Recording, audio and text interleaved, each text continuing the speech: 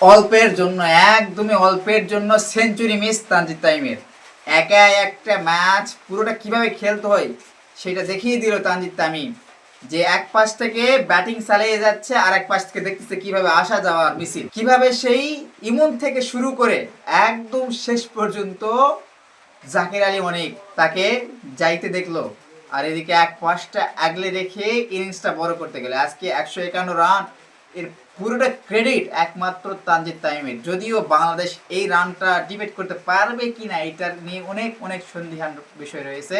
তো দেখা যায় বাংলাদেশের বোলিং সে তারা কি করতে পারে। তবে তানজিদ তামিম, তোমার জন্য আজকে ব্যাড লাক। 11টা রান, মাত্র 11টা রানের জন্য তোমার সেঞ্চুরিটা মিস হয়ে গেল।